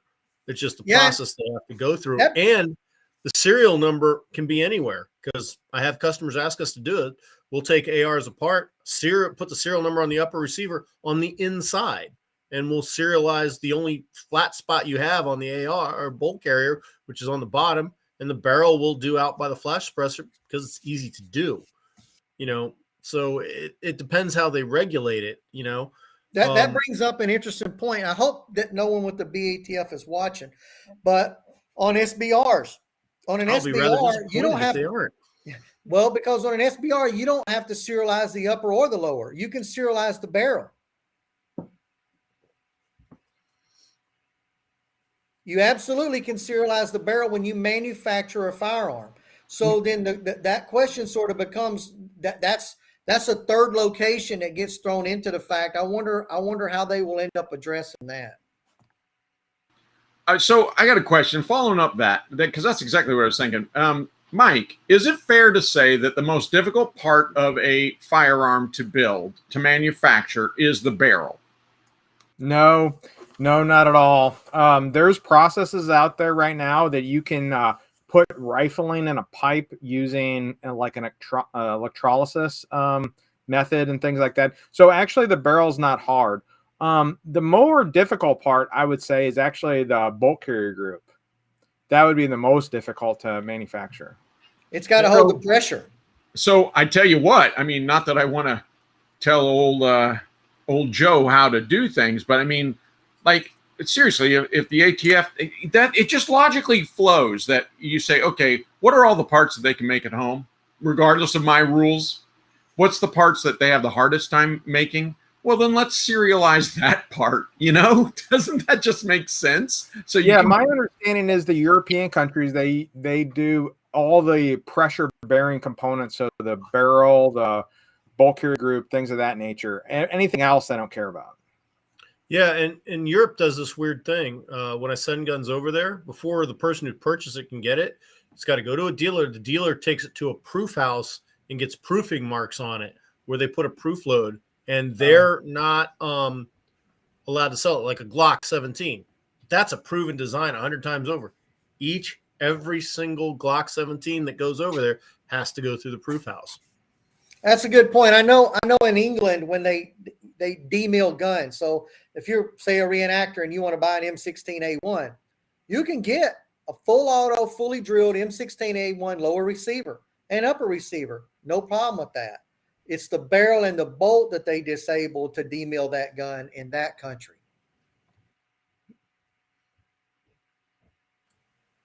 That's interesting. So they don't cut the receiver like you have to do here?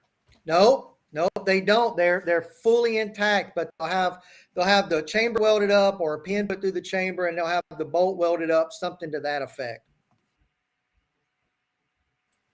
Yeah, all gun laws in all countries make no freaking sense. The one I love the most is in Switzerland, the one country on earth you can actually have more guns than we can have here by type and ability. They have a law that you cannot possess and or use porcelain bullets. Why is that, Les? What's the thought process?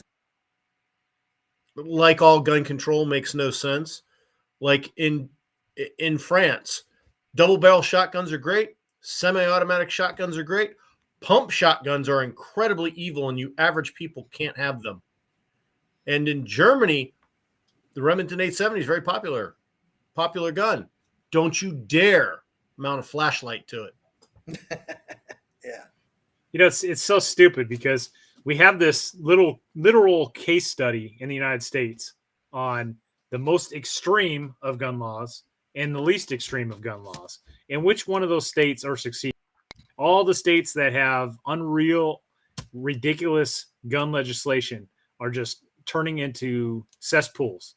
California, New York, and any number of left-wing states. And where are they all flooding to? Texas, Florida. Yep. I mean, it's crazy. Literally have these case studies going on here that you can visually see and measure, and yet you still have politicians in the federal level trying to pose the same type of legislations that you have in these failures of a state across the nation. Well, it makes perfect sense, Brent. If I'm a violent criminal, let me put my violent criminal hat on, and I'm given the choice of where to live. Am I going to go live out in the country in Texas somewhere, out in the country in Mississippi or Georgia? Or am I going to head to a big city where I can get away with violent crime and steal and rob and do nothing more than maybe go to jail for the night? I'm going to highlight this one that says when they flee, they shouldn't vote. I think it should be more like an immigration, right? So if you come from California to Texas, like you have to live in Texas for 10 years before you obtain voting status. Yeah. That's exactly my Great idea. And you make it voluntary, though. You don't have to make it a law. You simply say, in order to come here, you have to agree to this.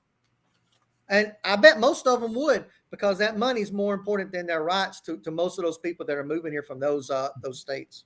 Yeah, and it makes sense. I actually have been thinking about that exact same thing, Brent, for a while. And it takes a while to naturalize to your neighborhood, to your new environment you're in, for you to actually be part of the group, And it doesn't make sense for someone to just pop in and be telling the guys that been living here what to do and how to do it. It just, that's why we have a naturalization process, like you're saying, for the United States in general. It makes sense that there would be a naturalization process for state to state as well. Yeah, it's nuts, because you do have good Californians coming from to Texas and any one of the states like Florida and stuff. You do have good people fleeing those states to come here. But then you also have the bad ones. And it's like, what is the percentage, like good to bad, that are coming to the states? And of those bad ones that are coming here, how do they not make the correlation, right? I'm leaving this state because of the taxes are too high, and I can answer that one. The schools they're dumb as a rock. Yeah, they're dumb as a rock. And you can always tell them because they've got a Newsom sticker on their Prius that's covered up with a Beto sticker. They're just dumb as a rock. Nope, you guys are all wrong there. They're that way because they can afford to be that way. That's why it doesn't economically impact them.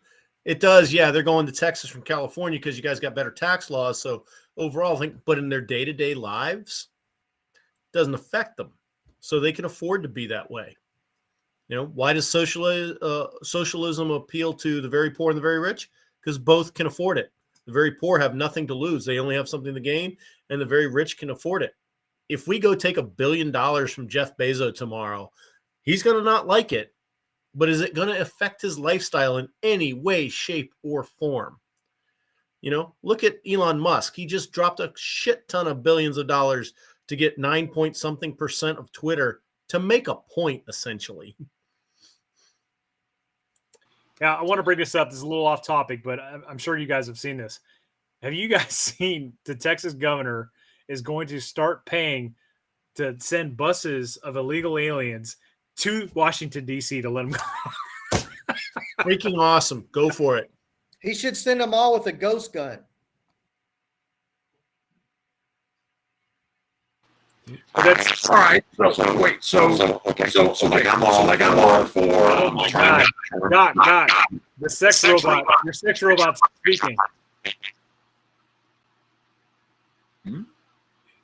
Is it better now? Yes. Okay. I don't know what just happened, but your sex robot took over and was speaking for you. It was weird. Anyway, I didn't do that. Anyway, so I'm for term limits, but in lieu of term limits, I think Les is the only one that got that. Anyway, in lieu of term limits, I would accept that our Congress critters are in for life. I mean, they all think that they're Supreme Court judges. They're elected, and then they die in Congress 60 years later. So I think if we should take the wisdom of this suggestion that when you change residencies to a new state, you have to give X amount of years. I think if we're not going to have term limits, then new senators cannot vote for 10 years. As soon as they're elected, they've got a 10-year grace period where they're not allowed to pass any laws. I got a better idea. So there actually was a historic way that we used to do things. Again, kind of like the taxation got taken from the states, and now it's the Fed, right? The election of states senators operating in the Fed was the same way. Your state house, Senate, so to speak, your state senates would elect from amongst them who was going to go up to the Fed and represent the state. And I actually think that's probably a better way to do things than this whole democratic way. It'd be more of the republic way. I think as we devolve more from a republic to a democracy is when we start seeing these bigger issues come out. And I think if we just go back more to how the republic was formed and initially set to operate, we'd see a lot of these problems kind of go away. Yeah, I think another great idea would be to, whatever office you're going to, you've had to bid in that district for that period of time. You run for Congress, you've had to registered to live in that district. The most egregious example of this is Hillary Clinton goes to be a senator in New York, a state she had never lived in until she won her race. Should be, and if you're going to be a senator from New York, good. You have to have had residence and paid taxes in New York for 6 years, because that's the term. Payway's point here is a good one. So let's think about that for a minute. When's the last time Congress actually passed any anti-gun legislation? I don't know. It wasn't 1993 was done by Clinton, right? So I can't think of a time in my lifetime where that was really done. Maybe under Reagan with the ban of machine gun manufacture. I believe that was passed through Congress and he signed it into law. So that's how far we had to go back. Most of these young whippersnappers here who aren't boomers, okay, they don't remember that time. And so all of the restrictions that have been passed during their lifetime has been through presidential executive action. No. And bureaucrats. And bureaucrat, right. But here's my point, and here's what I think his point was, is that the president has unchecked authority. Even though the president knows Congress must pass things to change these laws, he goes, I don't care. I got a pen. I'll do it anyway. And we talked about this in the beginning, but it is a good point. Well, we talked about that. We did. And we also said the reality is that bureaucrats, unelected, faceless, often nameless bureaucrats, are wreaking havoc on our laws by just not writing law, just writing new policy as they see fit. So and there's the thing, because Congress devolved it. Like when a president does something that says ATF ban bump stocks, it's because all Congress wrote was this incredibly broad statement that says ATF can regulate firearms. It's that simple. So they're not breaking the law by having this policy. They have the laws backing to do it. Congress abdicated everything. Congress should be taking back laws. And if that was the case, things probably would have stopped in 1934 or 1968. But then look, we talk about Reagan doing the last thing, banning machine guns, the Hughes Amendment. Yeah, passed in committee. Technically, no one voted on the Hughes Amendment. They decided what it is, then it went to reconciliation, and that's where it's got inserted and stuff. And after it was done, Hughes even had the chutzpah to deny, I didn't do that. Literally has his name on it. He said he didn't do it. And that's something that some congressmen and women do complain about. They will every now and then bring up the fact that they've given up too much of their power to the president when they should have held on to that power. But it seems like they do that whenever the president that is in their party is in power, and it just continues to snowball. It never gets better. Yep. And another problem with Congress is when you vote somebody out, you know who doesn't get voted out? The staffs. Yeah, a couple people might change when the new guy comes in, but those people that work on those congressional staffs are there regardless. If you're the first district of whatever state, doesn't matter if it's a Democrat or Republican that wins, it's the same person there. And the new guy shows up and the underlings go, oh, this is the way we always done thing. You just sign here, you do this. I think if somebody gets voted out of office, their entire staff is voted out. That would go a long way in fixing a lot of things. Hey guys, we're at 15 till the 2-hour mark, so time has flown by. I want to start wrapping this up. I think it's been a good conversation. We've talked about a lot of stuff, and we've been high and to the right, high and to the left, and we've even sent some rounds into the berm at times. So let's go ahead and go around the horn. We'll start with Les, and final thoughts about our topic tonight. Anything you got going on your YouTube channel? Everybody here has their own respective YouTube channel, even the good doc, Christopher Larson. Be sure to check him out. Very original name for that. So, but anyways, let's start with Les and wrap this up. All right. So the governments have decided that unserialized firearms are a problem, specifically the kits by Polymer 80 and others. The best defense against this, bug your politician. Can't say how much that'll do, but then go buy one. Go buy a kit. Don't even have to build it if you don't want to. But the more popular it becomes, the more people that do it, the harder it will get for them to do anything about it. So common firearms right now in existence, such as AR-15s, are what you knew in the past is still going to be true tomorrow. But going forward, new designs is going to have more junk you're going to have to deal with. In the meantime, go to defcad.com, download my 3D printed AR-15 lower files available now, and go print you one. Yeah, what Mike just said, that's good stuff, Mike. Thanks for clearing that up for us. And you guys go download those files because what is it that they say? Information is power, something to that effect. That's the old leftist line. So go get that information and hold on to it. Well, you guys know where I stand on this. Like anything else, I'm a big Second Amendment guy. I would abolish almost all firearm laws tomorrow if I was king. But don't waste your vote and write me in. Vote for somebody that can actually have a chance of winning. And look, what is it that Obama said? Elections have consequences, guys. Elections have consequences. When Joe Biden takes the presidency, whether right or wrong, he's going to put things in place that are going to be anti-gun, anti-freedom, because that's what Democrats do. It's just that simple. So we have got to come up with a way to, one, win elections, and two, ensure that those elections that are won are counted correctly. So that's the job before you right now.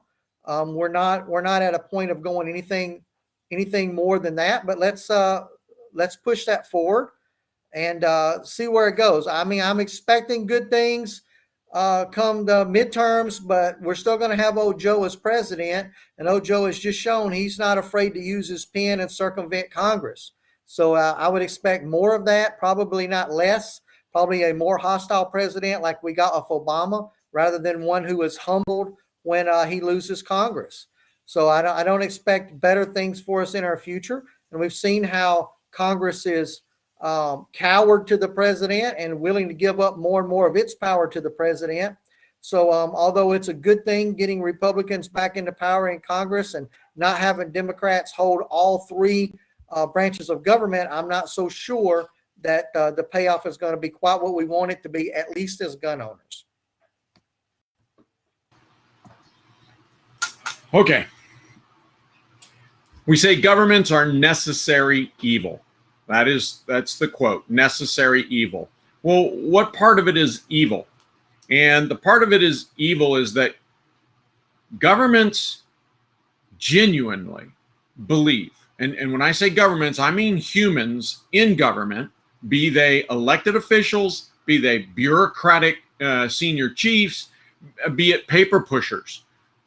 Governments firmly believe that humans are just cattle, that they're not exactly anti-human, because would you be anti-cattle? No. You get milk from cattle. You get meat from cattle. And humans produce the taxes.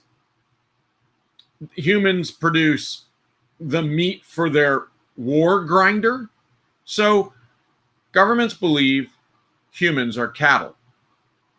So when cattle starts thinking and starts innovating, the government gets angry. They don't want you to think or innovate. You think this is just about bump stocks or ghost guns. Nope. Every aspect of your life, they do not want you to innovate. Yes, to and including, if you think I'm joking, look it up. Sex robots. There are actually bills put forward at state and federal level to outlaw sex robots. This comes down to freedom. This comes down to freedom. And the American government does not value your freedom and will intentionally, carefully, deliberately subvert your freedom. Elections have consequences. All right, guys, it's been a pretty lively conversation tonight, and if you've hung on there for 2 hours, I appreciate it. We've held about 200 viewers for the entirety of the night, and it's been a good conversation. Again, for the life of me, I don't understand how, a little over a year ago, the same party that was anti-police and law enforcement and defund police and, cheering on a bunch of rioters that were burning down buildings and killing people is now claiming, for the sake of crime prevention, doing away with these so-called ghost guns, good law-abiding Americans having the ability that they've always had to develop their own firearms. So it's just a ploy, guys. The left has always hated firearms and individual ownership of firearms. And we got to do our part to ensure that the right people get in the right places. I do have faith. We have a whole generation of GWAT veterans that are entering into politics. A good buddy of mine who I'm not going to reveal his name yet, but his guy served with in Iraq, who would later go on to become a Navy SEAL, is running for a Republican seat up in Minnesota. So hopefully I can link up with him soon. And you have that quality of individual and character now starting to enter the political spectrum. So I do have hope for the country, guys. As I've already addressed earlier, we're seeing that demographic groups are starting to come to the right side. And I hope that trend carries on. They're starting to push off and pass off the BS that's came from the left that they've been trumpeting for years. And I hope that brings new light and hope for the Republican Party to turn that party into truly a party of the people that represents the Constitution. So as far as I have is coming down a pipe on my channel, we're going to continue to do live streams, guys. If you haven't noticed, we do the live stream every week. Also have I try to do an interviews with war fighters. I don't have one lined up yet for tomorrow, unless Doc wants to come on. I don't know if he's available for that, but trying to do those. And then I'm trying to also do a regular video, whether that be a camouflage effectiveness, a optic review, or a gear review piece, or an infantryman's guide piece. I try to do one of those once a week too. But I do work full time, guys. I do have a life and a family, and I can only handle so much. So in any event, that has been our stream tonight. Does anybody have any saved rounds? I noticed nobody really talked about their YouTube channel. So if you guys have anything that's coming out soon, please take the time right now, because we still have about 6 minutes to let us know. Go ahead, Doc. Yeah, so I will say that my YouTube channel is going to go silent here probably for the next 4 weeks. Just put out the after action review. I actually have some videos already shot, but you know, I work with my family to get the video editing, and One Shepherd is just going to absolutely dominate. Bravo Company is getting ready to kick off the spring semester out here in the DC area, and that's followed up just 4 weeks later with Alpha Company kicking off the summer semester. Guys, One Shepherd's got a lot of fun stuff that I'm not allowed to talk to about yet. That was good English, me likey words. Anyway, I'm not allowed to discuss with you yet. But I'm telling you, it's going to be another a bumper crop for One Shepherd this year, and I'm real excited to get this first semester out there. Okay. So real quick on me, I've got I also have been sleeping for the last probably 4 months. That's just how my YouTube channel is. There's one thing I'll never be accused of, and that's spamming you with videos. Okay, guys, that's not my style. I'm slow to release anything, but I have hundreds of ideas in my head. But one thing that's actually happening, because I'm literally looking at it right now, it's laid out on my kitchen table for filming, is carrying a firearm on an aircraft legally, of course, and how to do that. I've had several really cool experiences in the last few months. I've gotten to fly on 3 different airlines, 3 different states, and I'm going to post up a video on my experiences there, kind of a rough how-to guide, some things to consider. And for those of you that are turned off or afraid to fly with a firearm, maybe I can convince you to exercise that Second Amendment and take that firearm on the plane with you. So stay tuned for that. So I just released my website. It's smallteamsupply.com. So I got parts on there. I got the Klein Machining uppers on there. And also I just dumped a video out in regards to this all the updates with this 3D printed lower file. So if you want to learn more, go check that out. Yeah, on my channel, we are going to stick with the policy of we put one out a week. And in the future, we've got more match coverage coming up. We also have some firearms reviews and some gear testing reviews as well. All right, just one final comment that I want to make, guys. I just posted a Crossfire DG3 pack review recently, and the YouTube communists are really fucking me, guys. Only a few thousand people have watched that video. Hey, Crossfire is an outstanding company, and just to prove that to you guys, I talked to them today, and they had mentioned months back about donating a pack to One Shepherd to present to a warrior that, you know, was the hard charger, the hardest warrior of the semester. So this upcoming training semester, Bravo Company, I tapped them today about that, and they are absolutely going to follow through with that and donate a pack. So the hardest charger at the upcoming Bravo Company semester is going to get a free Crossfire pack. So that should tell you what kind of company those individuals are. So be sure to check out the video, guys. If you don't believe me that YouTube's fucking my channel over, look at how many subscribers I have, and then look how many views my videos are getting. So that's all I have tonight, guys. It's been a great stream, and I really appreciate everybody coming on tonight. So separate Fidelis and keep fighting the good fight.